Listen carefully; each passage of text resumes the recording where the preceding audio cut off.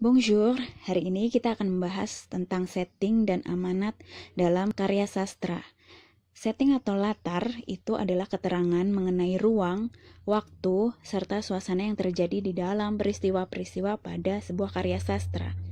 Lalu ada yang namanya latar waktu, saat di mana tokoh ataupun si pelaku melakukan sesuatu pada saat kejadian peristiwa dalam cerita yang sedang terjadi, seperti misalkan pagi hari, siang hari, sore hari, atau malam.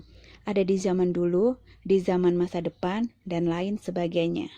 Kita akan lihat contohnya di film Asterix yang kemarin. Dari film Asterix kemarin kita bisa lihat dari adanya matahari ataupun bulan ya, keadaan siang ataupun terang. Nah, untuk analisisnya bisa dilihat seperti itu ya, atau dalam suasana seperti apakah sedang hujan, panas, badai di padang pasir, itu mempengaruhi analisis kita. Latar waktu juga kita bisa tahu dari adegan. Misalkan tadi dari film kita bisa tahu sinar matahari atau sinar bulan itu dalam keadaan malam atau siang. Atau dari tulisan ya, jika itu dari novel menggambarkan cerita pada waktu siang atau malam. Lalu kalau dari dialog ini kita bisa tahu dengan dia berbicara siang hari ini.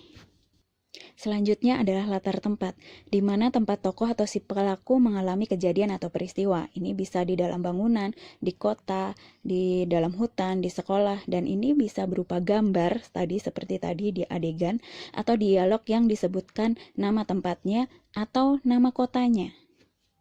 Kita akan coba lihat lagi di dalam film Asterix yang tadi ya. Baiklah, kita lihat dari adegan-adegan di sini. Ini menunjukkan nama-nama tempatnya. Ada beberapa adegan yang menunjukkan nama-nama tempatnya. Jadi di situ bisa ataupun bisa dari dialog, harus pergi kemana.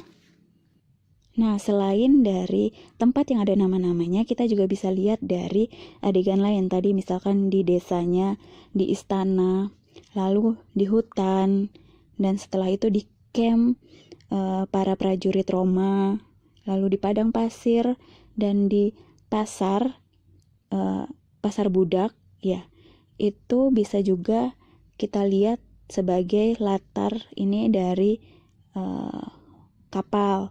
Jadi di situ kita bisa lihat latar tempatnya ada di mana saja. Iya, banyak memang, tapi kita bisa mengklasifikasikan kota di mana saja, lalu tempat apa saja, lalu ini ada di istananya ya.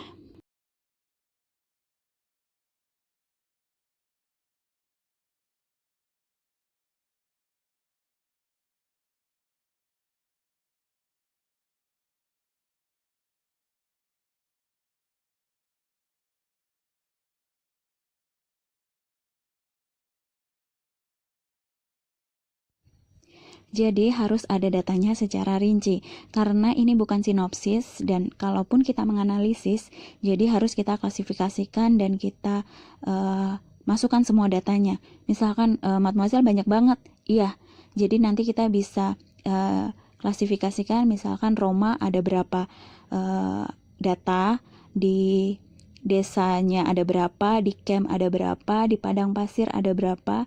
Jadi nanti kita bisa simpulkan bahwa latar tempat ini ada berapa macam, begitu untuk analisisnya.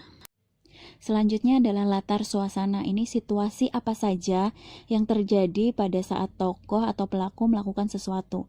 Jadi perasaannya, apakah dia galau, lelah, gembira, marah, dan sebagainya. Ini bisa dilihat dari adegan atau dialog. Kita lihat contohnya dari film Asterix ya. Ini yang pertama adalah Obelix ketika dia jatuh cinta, ya kan? Lalu Asterix nggak ngerti. Nah, ini si bawahan Caesar yang dia takut ya. Ternyata dia harus membuat acara yang sukses gitu kan. Ini Asterix yang tadi masih perasaannya jatuh cinta. Lalu Obelix ya, ini Asterix yang dia sedang marah. Lalu ini pacarnya Falfabella.